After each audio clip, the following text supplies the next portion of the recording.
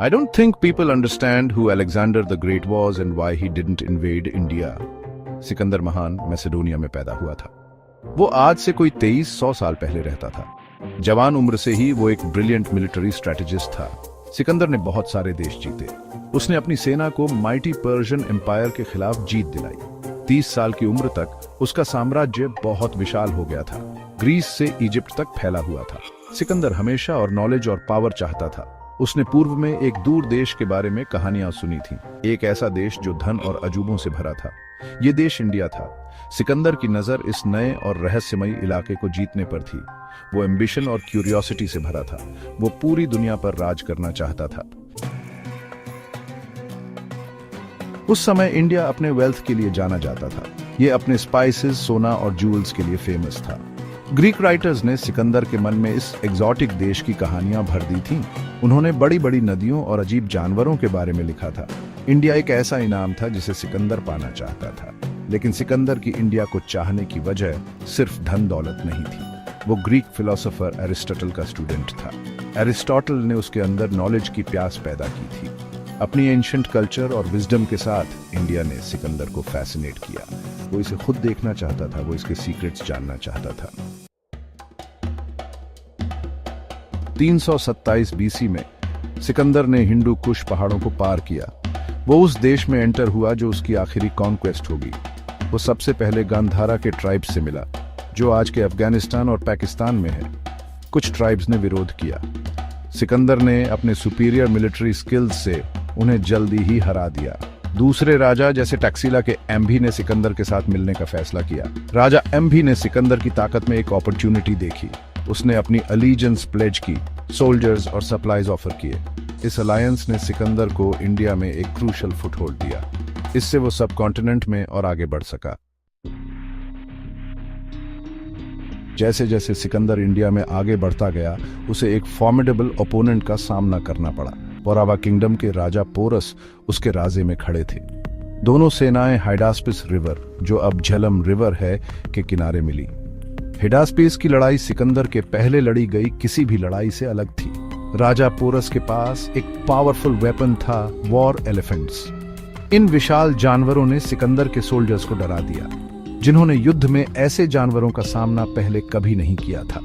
लड़ाई घंटों तक चली। चार्जिंग एलिफेंट्स के वेट से जमीन कांपने लगी। अंत में सिकंदर की सुपीरियर टैक्टिक्स ने जीत हासिल की। उसने राजा पोरस को हरा दिया। फिर भी वो पोरस की ब्रेवरी से इतना इम्प्रेस्ड हुआ कि उसने उसे अपना किंगडम रूल करने दिया, लेकिन अब एक एलाई के रूप में। सेक्शन 5, ब्यास नदी की दहाड़, सिकंदर वापस क्यों लौटा। पोरस पर जीत के बाद सिकंदर की सेना इंडिया के पंजाब रीजन में ब्यास नदी तक पहुंच गई। वो नांदा एम्पायर के किनारे पर थे, जो इंडिया के सबसे पावरफुल किंगडम्स में से एक था। सिकंदर इस नई जगह पर आगे बढ़ने और जीतने के लिए उत्सुक था, लेकिन उसकी सेना सालों से चल रहे कैंपेन से थक चुकी थी और आगे जाने से मना कर दिया। उन्होंने नांदा आर्मी के बारे में डरावनी कहानियां सुनी थी। उन्होंने उनकी वास्ट नंबर्स और उनके सैकड़ों वॉर एलिफेंट्स के बारे में सुना था। सिकंदर के ट्रूप्स का मोराल गिर गया। वो थक चुके थे, होमसिक थे और एक नई विशाल सेना का सामना करने के थॉट से डरे हुए थे। अनिच्छा से सिकंदर वापस लौटने के लिए तैयार हो गया। वो आगे बढ़ना चाहता था। अपने सामने जो कुछ भी था उसे जीतना चाहता था। लेकिन महान सिकंदर भी अपने आदमियों की प्लीज को इग्नोर नहीं कर सका। वो घर लौटने के लिए तैयार हो गया, इंडिया को बिना जीते। सेक्शन 6, भारत में ग्रीस की झलक। हालांकि इंडिया में उसका समय कम था, सिकंदर ने इस रीजन पर एक इंडेलिबल मार्क छोड़ा।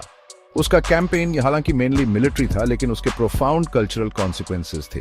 इसने इंडिया और वेस्ट के बीच ट्रेड रूट्स खोल दिए। इससे गुड्स, आइडियाज और आर्टिस्टिक स्टाइल्स का एक्सचेंज हुआ। ग्रीक आर्ट और आर्किटेक्चर ने इंडियन स्टाइल्स को इन्फ्लुएंस करना शुरू कर दिया, खासकर गांधारा रीजन में। ग्रीक और इंडियन एलिमेंट्स के इस फ्यूजन ने एक unique style of Buddhist art को जन्म दिया, जिसे ग्रेको बुद्धिस्ट आर्ट कहा जाता है। इस आर्ट फॉर्म ने बुद्धा को एक रियलिस्टिक हेलेनिस्टिक स्टाइल में डिपिक्ट किया। कल्चर्स का ये फ्यूजन सिकंदर के इंडिया में आने का डायरेक्ट रिजल्ट था। सेक्शन 7, दुनिया ने एक राजा का शोक मनाया।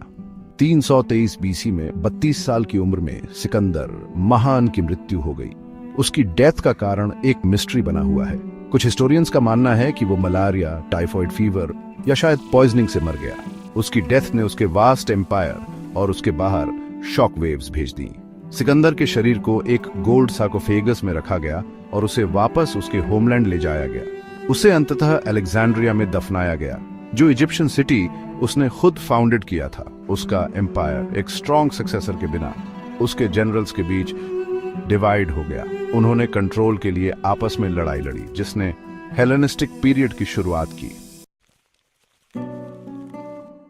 सेक्शन 8, भारत में सिकंदर की विरासत। इंडिया में सिकंदर का कैंपेन हालांकि अंत में रिट्रीट में एंड हुआ, लेकिन उसका एक लास्टिंग इंपैक्ट था। इसने ग्रीक और इंडियन सिविलाइजेशंस के बीच इंटरैक्शन की शुरुआत की। उसकी कॉन्क्वेस्ट ने रीजन में ग्रीक सेटलमेंट्स की स्थापना की। ये सेटलमेंट्स ट्रेड और कल्चरल एक्सचेंज के सेंटर्स के रूप में काम करते थे। सिकंदर के रिट्रीट ने नॉर्थ वेस्ट इंडिया में एक पावर वैक्यूम भी क्रिएट किया। इससे नए किंगडम्स और एम्पायर्स का उदय हुआ। मौर्यन एम्पायर के फाउंडर चंद्रगुप्ता मौर्य सिकंदर के जाने के बाद प्रोमिनेंट हुए। मौर्यन एम्पायर ने इंडियन सबकॉन्टिनेंट के ज्यादातर हिस्से को यूनिफाई कर दिया। सेक्शन 9, निष्कर्ष। सिकंदर महान का इंडिया का जर्नी एंशिएंट हिस्ट्री के सबसे फैसिनेटिंग चैप्टर्स में से एक बना हुआ है। एम्बिशन, क्यूरियोसिटी और नॉलेज की प्यास से प्रेरित होकर उसने अनचार्टेड टेरिटरी में कदम रखा। उसने माइटी किंग्स, फियर्स वॉरियर्स और टेरिफाइंग बीस्ट्स का सामना किया। हालांकि वो अंत में वापस लौट गया, लेकिन उसके कैंपेन ने इंडियन सबकॉन्टिनेंट को वेस्ट के लिए खोल दिया। उसकी लेगेसी ग्रीक और इंडियन आर्ट, आर्किटेक्चर और आइडियाज के फ्यूजन में जीवित रही। आज भी सदियों बाद इंडिया में सिकंदर की कहानी इमेजिनेशन को कैप्चर करती रहती है। ये हमें एम्बिशन की एंड्यूरिंग पावर, अननोन का एल्यूर और कल्चरल एक्सचेंज के एंड्यूरिंग इम्पैक्ट की याद दिलाती है।